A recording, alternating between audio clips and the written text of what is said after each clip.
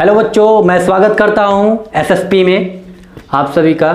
तो बच्चों, जैसा कि मैं इसके पहले प्रेजेंट इंडेफिनिट का कुछ रूल्स बताए थे और आज मैं आपको आगे लेकर चलूँगा, ठीक है। तो इस वीडियो को लास्ट तक जरूर देखिएगा। तो चलिए बिना देरी करते हुए वीडियो को स्टार्ट करते हैं।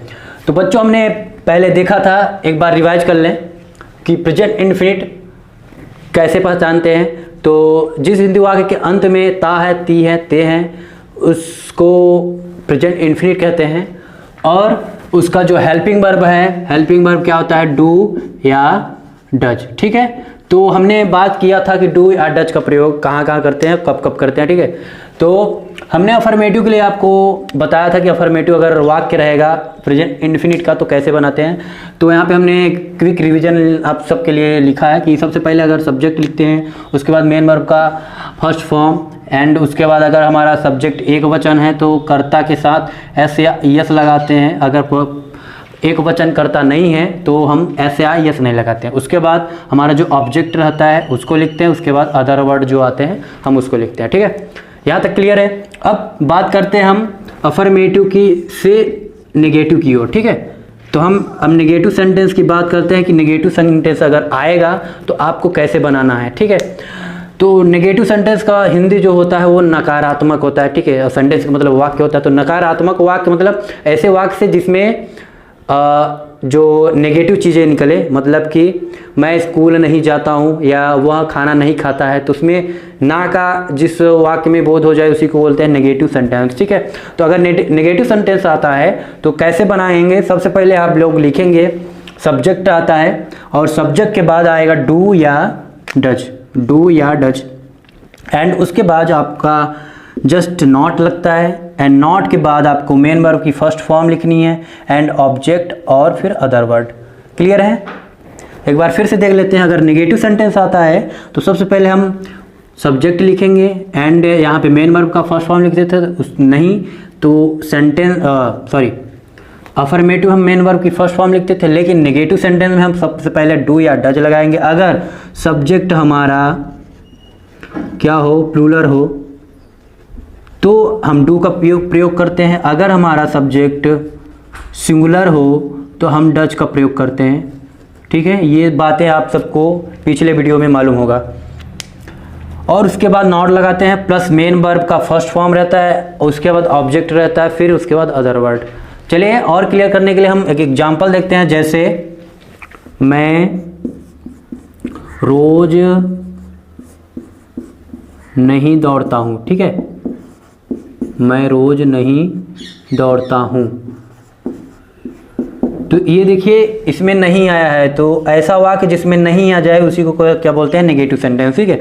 तो सबसे पहले इसको बनाते हैं सब्जेक्ट, ठीक है। तो कोई भी वाक्य में सब्जेक्ट कैसे पहचानते हैं? कौन का प्रश्न करने पर, ठीक है। अगर कोई भी वाक्य है उसमें कौन का प्रश्न कर देते हैं तो हमको सब्जेक्ट मिल जाएगा। जैसे इसमें मैं रोज नहीं दौड़ता हूँ, कौन रोज नहीं दौड़ता है? मैं, तो ये सब्जेक्ट हो गया हमारा, ठीक है। तो सबसे पहले सब्जेक्ट लेंगे तो आई माने मैं होता है, ठीक है, आई। एंड उसके बाद अगर हमारा सब्जेक्ट बहुवचन है तो डू का प्रयोग करेंगे, अगर नहीं है तो डज का। तो आई बच्चों हमारा किस में आता है? बहुवचन में। तो आई के साथ क्या लगाएंगे? डू। अब डू के बाद क्या लगेगा? नॉट। फिर उसके बाद मेन वर्ब फर्स्ट फॉर्म, तो मेन वर्ब क्या है? दौड़ना, तो रन माने दौड़ना। आई डू नॉट रन, और उसके बाद ऑब्जेक्ट, उसके बाद ऑब्जेक्ट। तो ऑब्जेक्ट क्या है हमारा? डेली। अगर अदर वर्ड है तो अदर वर्ड भी लिख दीजिए, अगर अदर वर्ड नहीं बचा तो हमारा हो गया I do not run daily, ठीक है। ये क्लियर होगा नेगेटिव सेंटेंस, ठीक है। और कभी कभी प्रेजेंट इंडेफिनिट में आपको नेगेटिव ऐसे देखने को मिलेगा, जैसे कि मैं कभी नहीं झूठ बोलता हूँ, ठीक है। मैं कभी नहीं झूठ बोलता हूँ। अगर वाक्य में आपका कभी नहीं आएगा तो वहाँ पे हम डू या डज नॉट का प्रयोग नहीं करते हैं, ठीक है। वहाँ पे हम डू या डज नॉट का प्रयोग नहीं करेंगे। वहाँ पे किसका प्रयोग करेंगे? नेवर। किसका प्रयोग करेंगे? नेवर का, ठीक है। पॉज करिए सर थोड़ा, कहाँ है इरेजर? तो बच्चों चलिए देखते हैं उदाहरण कि अगर वाक्य में कभी नहीं आए तो कैसे उसका बनाते हैं। जैसे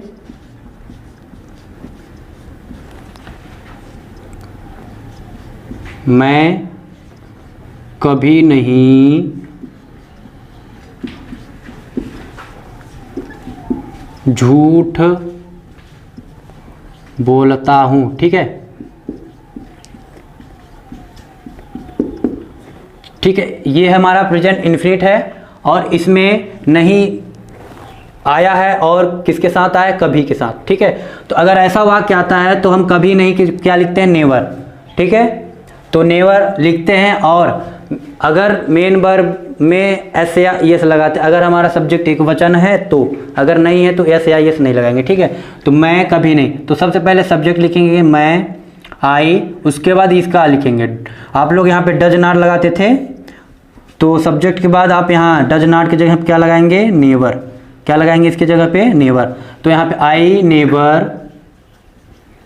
अब देखिए ये सब्जेक्ट हमारा एक वचन है, बहुवचन, तो आई हमारा बहुवचन होता है, तो आई नेवर। अब क्या है, मैंने झूठ बोलना, तो टेल माने बोलना। अगर हमारा सब्जेक्ट अगर सिंगुलर होता तो यहाँ पे एस लगता, अगर नहीं है तो नहीं लगेगा। तो हमारे ये आई बहुवचन है इसलिए इसमें एस नहीं लगा रहे हैं। ठीक है, आई नेवर टेल, अब झूठ बोलना, टेल अ लाई। ठीक है, आई नेवर टेल अ लाई, मैं कभी नहीं झूठ बोलता हूँ। ठीक है, इसमें डज नॉट या डू नॉट का प्रयोग आप लोग नहीं करेंगे, इसमें आप किसका प्रयोग करेंगे, नेवर का। अगर ऐसा वाक्य आता है तो प्रेजेंट इंडेफिनिट में। ठीक है, याद रहेगा ना बच्चों, हाँ इसको याद कर लेना। चलिए बच्चों एक और उदाहरण इसका देखते हैं, जैसे वह कभी नहीं दौड़ता है, वह कभी नहीं दौड़ता है, वह कभी नहीं दौड़ता है। तो ठीक है, तो इसका सबसे पहले हम लिखते हैं सब्जेक्ट, सब्जेक्ट के बाद आपका नेवर। जैसे इसमें डू या डज आता था तो सबसे पहले हम डज नेवर लगाएंगे, और उसके बाद इसके पूरे जगह पे ये does not plus not, do या डज प्लस नॉट की जगह पर हम किसको प्रयोग कर रहे हैं, किसका प्रयोग कर रहे हैं, ये नेवर का। ठीक है, subject plus never plus main verb का ये फर्स्ट फॉर्म, उसके बाद अगर एक वचन करता है तो यस या यस लगाएंगे, अगर नहीं है तो नहीं लगाएंगे। उसके बाद ऑब्जेक्ट, उसके बाद अदर वर्ड। ठीक है, तो इसी के हिसाब से चलेंगे फिर से। सबसे पहले सब्जेक्ट लिखेंगे, तो इसमें सब्जेक्ट कौन है, हमारा ही है। ठीक है, ही सब्जेक्ट है। उसके बाद नेवर का प्रयोग करेंगे, ही नेवर। उसके बाद मेन वर्ब की फर्स्ट फॉर्म, तो क्या है, मैंने रन दौड़ना, तो रन माने दौड़ना। अब देखिए हमारा सब्जेक्ट एक वचन है कि बहुवचन, तो हमारा सब्जेक्ट एक वचन है, तो यहाँ पर अगर एक वचन रहेगा तो हम यहाँ एक वचन अगर रहता है तो मेन वर्ब में एस या यस लगा देते हैं। ठीक है, तो ही नेवर रन्स, कभी नहीं दौड़ता, ही नेवर रन्स। ठीक है, इसके बाद फुल स्टॉप कर देंगे, ही नेवर रन्स, इसका मतलब वहाँ कभी नहीं दौड़ता है। ठीक है, क्लियर है बच्चों, तो इसको अगर नोट करना चाहते हो नोट कर लीजिए।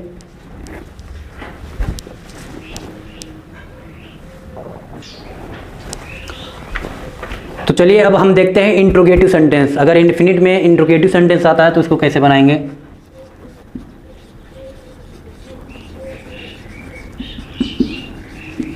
तो इंट्रोगेटिव का मतलब होता है प्रश्नवाचक वाक्य। ठीक है, प्रश्नवाचक वाक्य, ऐसा वाक्य जिससे हम हमारे मन में प्रश्न उठ जाए उसी को बोलते हैं प्रश्नवाचक वाक्य। ठीक है, तो सबसे पहले देखिए,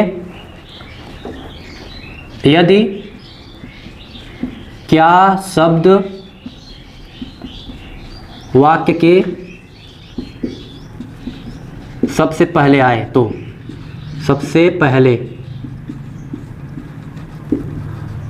आए तो देखिए कैसे बनाते हैं। तो सबसे पहले हम लिखेंगे हेल्पिंग वर्ब अपना, जो इंडेफिनिट का हेल्पिंग वर्ब क्या होता है, डू या डज। ठीक है, डू या डज। उसके बाद अपना सब्जेक्ट रहेगा, उसके बाद सब्जेक्ट के बाद मेन वर्ब की कौन सा फॉर्म, फर्स्ट फॉर्म। उसके बाद हमारा रहेगा ऑब्जेक्ट, और उसके बाद आपका अदर वर्ड। ठीक है, समझ में आया। यदि क्या शब्द वाक्य के सबसे पहले आता है तो हम इस नियम को फॉलो करेंगे। किसको, इस नियम को, मतलब कि सबसे पहले डू या डज लगाएंगे, उसके बाद सब्जेक्ट लिखेंगे, उसके बाद मेन वर्ब की फर्स्ट फॉर्म लिखेंगे, उसके बाद ऑब्जेक्ट, उसके बाद अदर वर्ड। तो चलिए देखते हैं, जैसे उदाहरण में, क्या राम घर जाता है, क्या राम घर जाता है, यहाँ पे क्वेश्चन मार्क, ठीक है। तो देखिए यहाँ क्या शब्द सबसे पहले आया है, वाक्य के पहले सबसे पहले क्या आया है, क्या, ठीक है। तो इसी को इंट्रोगेटिव कहते हैं और इसको बनाने के लिए सबसे पहले ये रूल फॉलो करेंगे, डू या डज। तो अगर देखिए सब्जेक्ट हमारा एक वचन होता है तो हम इसका प्रयोग करते हैं, अगर बहुवचन होता है तो इसका। तो राम हमारा कैसा वचन है, एक वचन है, तो हम डज का प्रयोग करेंगे। सबसे पहले डज लिखेंगे, डज। उसके बाद सब्जेक्ट कौन है, राम, डज राम। अब उसके बाद मेन वर्ब का फर्स्ट फॉर्म, डज राम। तो मेन वर्ब कौन है, गो, डज राम गो। उसके बाद टू होम, फिर उसके बाद question mark, does Ram go to home, ठीक है।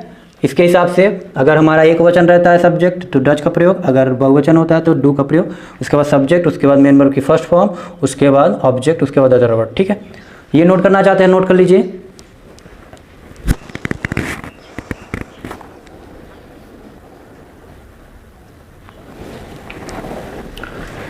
तो नोट कर लिए होंगे। तो एक बात और, इसमें अगर ऐसे वाक्य आपको अगर मिलते हैं कहीं तो ये जो क्या शब्द पहले आता है तो इसकी मीनिंग या इसकी मीनिंग नहीं लिखा जाता, ठीक है, इसका मीनिंग नहीं लिखा जाता। चलिए एक उदाहरण और देखते हैं। क्या तुम आम खाते हो, क्या तुम आम खाते हो। तो क्या पहले आया है तो यही वाला रूल फॉलो करेंगे। अगर सब्जेक्ट हमारा बहुवचन है तो डू का प्रयोग, अगर नहीं है तो डज का प्रयोग। तो वाक्य में हमने बताया कि किसका प्रश्न करने पर हमको सब्जेक्ट मिलता है, तो कौन का प्रश्न करने पर हमको सब्जेक्ट मिलेगा। तो इसमें आम कौन खाता है, ये खाता है, ठीक है। तो यही सब्जेक्ट हमारा। तो ये सब्जेक्ट कैसा होता है, सिंगुलर में आता है, प्लूरल में। तो ऑफकोर्स आपका प्लूरल में आएगा, तो प्लूरल जब आएगा तो यहाँ पे डू का प्रयोग करेंगे, ठीक है। तो सबसे पहले डू, उसके बाद सब्जेक्ट क्या है, यू, तो डू यू, एंड उसके बाद मेन वर्ब का फर्स्ट फॉर्म। तो मेन वर्ब का फर्स्ट फॉर्म जो क्या मैंने खाना होता है, ईट, डू यू ईट। अब उसके बाद क्या खाता है, मैंगो, तो आप लिख दीजिए the mango, do you eat the mango. क्या तुम आम खाते हो। समझ में आ रहा है ना बच्चों। अगर नहीं समझ में आ रहा है तो कमेंट बॉक्स में जरूर कमेंट कीजिएगा। तो चलिए इसको उतार लीजिए। अब हम देखते हैं इंट्रोगेटिव का, अगर नेगेटिव सेंटेंस आता है तो कैसे करेंगे, ठीक है। तब तक इसको उतारिए। तो बच्चों अब देखते हैं इंट्रोगेटिव नेगेटिव सेंटेंस, ठीक है। अगर इंट्रोगेटिव का नेगेटिव सेंटेंस आए तो मतलब कि क्या शब्द सबसे पहले आए, उसके बाद उसमें नॉट भी मतलब नहीं भी आए तो ठीक है। तो सबसे पहले देखिए बनाने के नियम में देख लेते हैं। सबसे पहले डू या डज का प्रयोग करेंगे, उसके बाद सब्जेक्ट लिखेंगे और सब्जेक्ट के बाद नॉट लगाएंगे, उसके बाद मेन वर्ब का फर्स्ट फॉर्म लिखेंगे। अब उसके बाद आप क्या लिखेंगे, ऑब्जेक्ट, उसके बाद आप अदर वर्ड, ठीक है। समझ में आए। अब चलिए उदाहरण देखते हैं थोड़ा सा। उदाहरण में आप सब देखेंगे क्या राम आम नहीं बेचता है। क्या राम आम नहीं बेचता है। सब कुछ वही है, बस इसमें नहीं आया है। तो अगर नहीं आया है तो कहाँ पे नॉट लगाएंगे, सब्जेक्ट के बाद। तो सबसे पहले देखिए अगर राम सब एक वचन है तो हम डज से स्टार्ट करेंगे। Does Ram not eat the mango, ठीक है। और आप सबके लिए एक होमवर्क सेट है कि यहाँ पे हम द मैंगो क्यों लगाए हैं। मैंगो ओनली मैंगो लगा सकते थे या फिर अ मैंगो लगा सकते थे, हम द मैंगो क्यों लगाए हैं। इसका जवाब कमेंट बॉक्स में दीजिएगा। अगर नहीं आता है तो हम अगली वीडियो में आपको बताएंगे इसका जवाब कि द मैंगो क्यों लगा, ठीक है। तो इसको भी नोट डाउन कर लीजिए और बढ़ते हैं नेक्स्ट रूल की तरफ, जो कि है हमारा उसको बोलते हैं WH टाइप वर्ड, ठीक है। यदि प्रश्नवाचक वाक्य के बीच में है, ठीक है। यदि प्रश्न जो पूछा जा रहा है, जैसे ये क्या है, यही जो क्या हमारा कहाँ पे आ जाए, राम आम क्यों बेचता है, ठीक है। राम आम क्यों बेचता है या कब बेचता है, तो उसको कैसे बनाते हैं, ठीक है। इसको बोलते हैं WH टाइप वर्ड, ठीक है। तो तब तक इसको उतारिए और नेक्स्ट रूल अभी देखते हैं। तो देखिए, यदि प्रश्नवाचक वाक्य हमारे जो वाक्य के बीच में आए तो उसको कैसे बनाते हैं। तो बनाने के नियम में देखिए, सबसे पहले हम क्वेश्चन वर्ड को लिखते हैं। क्वेश्चन वर्ड का मतलब जो प्रश्न पूछा जा रहा है उस वर्ड को लिखेंगे, ठीक है। उसके बाद डू या डज लगाएंगे, उसके बाद सब्जेक्ट लिखेंगे और उसके बाद हम क्या लिखेंगे, मेन वर्ब की फर्स्ट फॉर्म। बाकी आप लोग आगे जानते हैं क्या लिखना होगा, ओबीजे एंड अदर वर्ड, ठीक है। और यहाँ पे क्वेश्चन मार्क, ठीक है। तो ऐसे अगर वाक्य आते हैं तो सबसे पहले क्वेश्चन वर्ड लिखते हैं। तो क्वेश्चन वर्ड का मतलब होता है अगर यहाँ पे क्यों है, कब है, कैसे है, तो उसका मतलब उसका मीनिंग लिखना होगा, ठीक है। तो काय माने क्यों, वाई माने क्यों, तो यानी क्वेश्चन वर्ड का मतलब होता है यहाँ पे वाई लिखा जाएगा, ठीक है। तो सबसे पहले चलिए इसको बनाते हैं। तो क्वेश्चन वर्ड क्या है हमारा, वाई, तो WHY, वाई। उसके बाद डू या डज का प्रयोग करेंगे। तो अगर सब्जेक्ट हमारा एक वचन है तो डू का डज का प्रयोग करेंगे, ठीक है। तो वाई डज, अब उसका सब्जेक्ट कौन है, राम, वाई डज सब राम।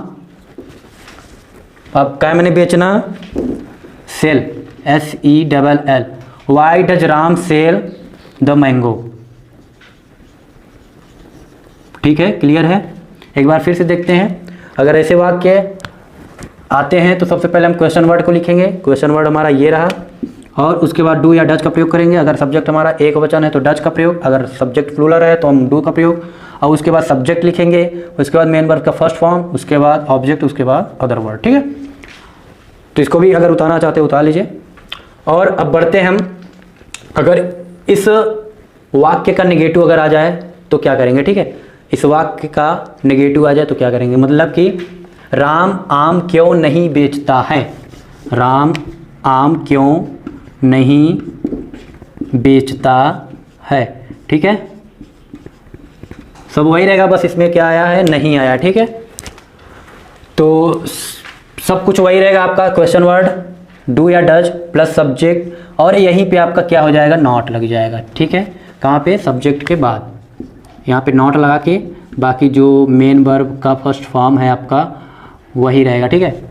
मेन वर्ब का first form plus other word, ठीक है। तो अब देखिए, क्वेश्चन वर्ड हो गया, फिर डू या डज का प्रयोग कर लिए, उसके बाद सब्जेक्ट का प्रयोग कर लिए। अब उसके बाद अगर ये नॉट लगा दीजिए यहाँ पे, राम डज न, वाई डज राम नॉट, अब उसके बाद सेल द मैंगो, ठीक है। Why does not, why does Ram not sell the mango, ठीक है। तो आपने इंट्रोगेटिव और इंट्रोगेटिव नेगेटिव दोनों देख लिया है, उतार लीजिए, ठीक है।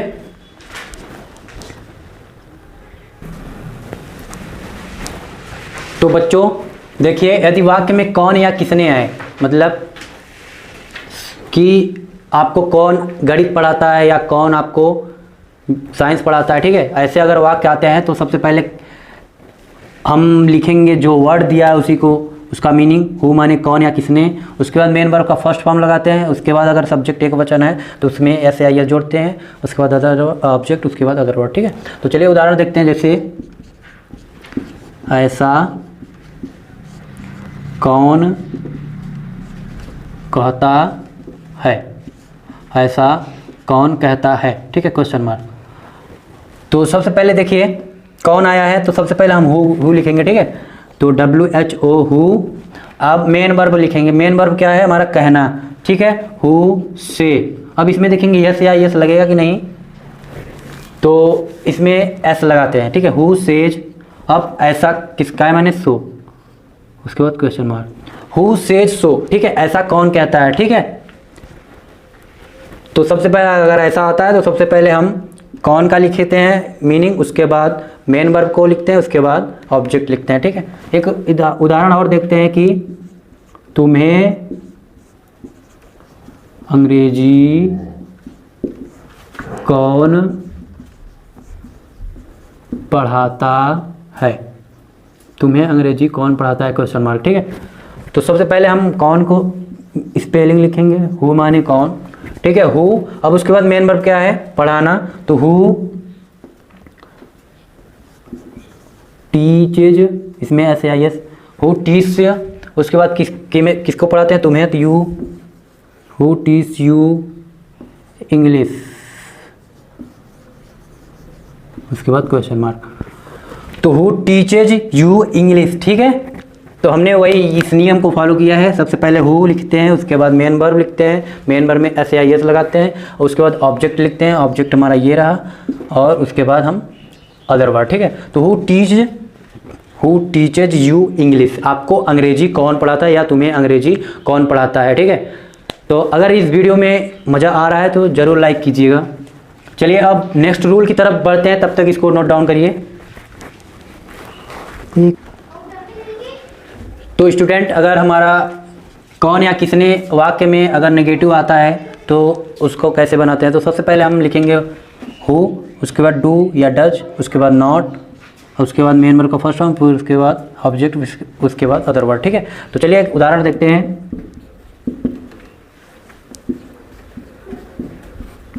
गंगा नहाने कौन नहीं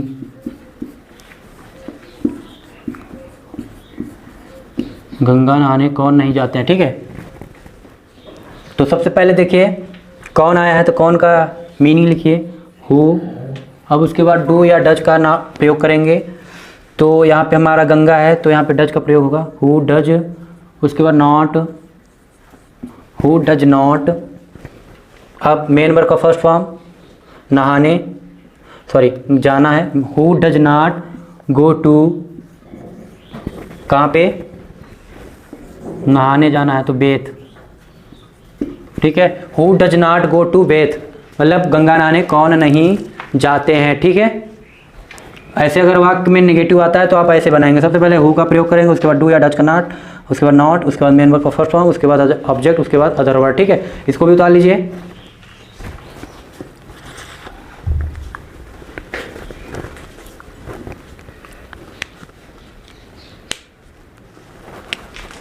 चलिए उतार लिए। अब एक उदाहरण और देखते हैं। तुम्हें कौन नहीं पसंद करता है, तुम्हें कौन नहीं पसंद करता है, ठीक है। तो सबसे पहले हम हु का लिखेंगे स्पेलिंग हु, उसके बाद अब हु लिख दिए, उसके बाद डू या डज का प्रयोग, ठीक है। तो तुम्हें कौन नहीं पसंद करता, तो जहाँ तुम्हें है यहाँ इसी के हिसाब से बनाएंगे। तो ये who do not like you, देखते हैं। सबसे पहले हु लिखते हैं, उसके बाद डू या डज लगाते हैं, तो हमने डू या डू लगाया है। उसके बाद नॉट नॉट, उसके बाद मेन वर्ब लगाते हैं। तो मेन वर्ब क्या है, पसंद करना, लाइक माने पसंद करना। उसके बाद किसे, ऑब्जेक्ट को, तो ऑब्जेक्ट हमारे यहाँ है। तो who do not like you, आपको कौन पसंद नहीं करता या आप तुम्हें कौन नहीं पसंद करता है, ठीक है। तो ये भी उतार लीजिए।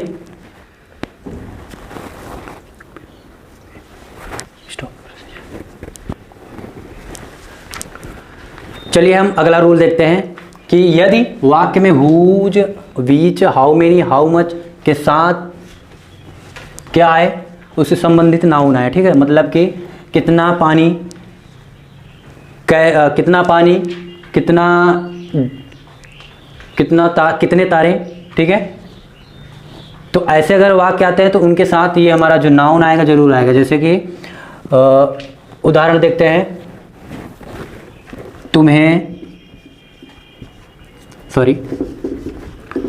तुम किसकी उपन्यास पढ़ते हो,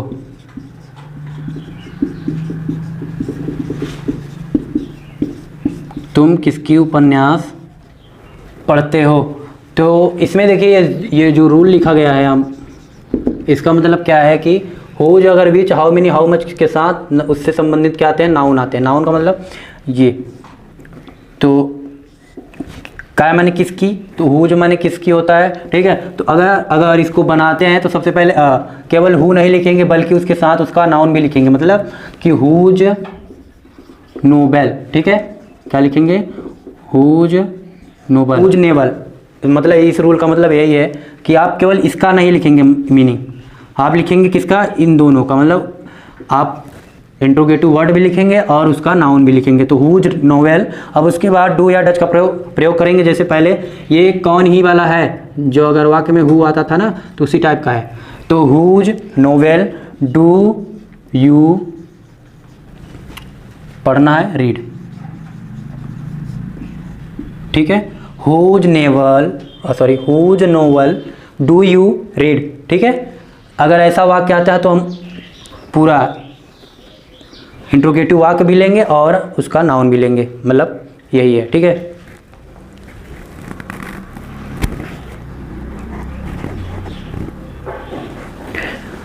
एक उदाहरण और देखते हैं। जैसे तुम कौन सा खेल पसंद करते हो, तुम कौन सा खेल पसंद करते हो, ठीक है। तो इसमें कौन सा है, ठीक है, ये हमारा क्या है, इंट्रोगेटिव वाक्य है, लेकिन उसके साथ क्या आएगा, हमारा नाउन भी आएगा, ठीक है। तो खेल, तो सबसे पहले कौन सा किस क्या माने, विच माने कौन सा, ठीक है। विच माने कौन सा, विच, अब गेम, विच गेम। अब उसके बाद डू या डज का प्रयोग करेंगे। तो हम यहाँ तुम है तो यहाँ डू का प्रयोग। विच game do you like, which game do you like, ठीक है। आप कौन सा गेम पसंद करते हो या तुम कौन सी गेम पसंद करते हो। अगर यही होता तुम कौन सा खेल खेलना पसंद करते हो, तो which game do you like to play हो जाता है, ठीक है। यहाँ पे जो डबल आपका इन्फिनिटिव टू आता है वो आएगा, वो इन्फिनिटिव टू वर्ब, ठीक है।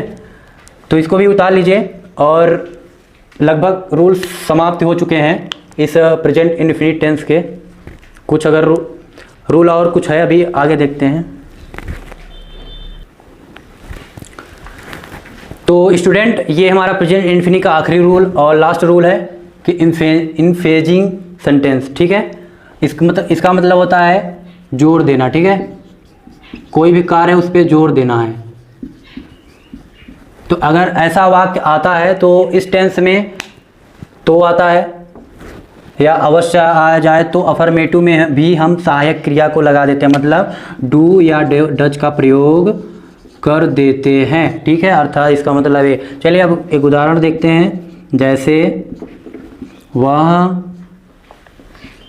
पढ़ता तो है, वह पढ़ता तो है, ठीक है। इस पे जोर दिया जा रहा है कि वह ज़रूर पढ़ता है, ठीक है। तो इसी का मतलब होता है इनफेसिजिंग, ठीक है। वह पढ़ता तो है, तो अर्थात इसको कैसे बनाएंगे, सबसे पहले ही, अब हेल्पिंग वर्ब भी लगा देंगे, तो ही के साथ डज लगेगा। He does read, he does read, इसका मतलब वह पढ़ता तो है, ठीक है। एक उदाहरण और देखते हैं। उदाहरण है अध्यापक कक्षा में पढ़ाते तो हैं,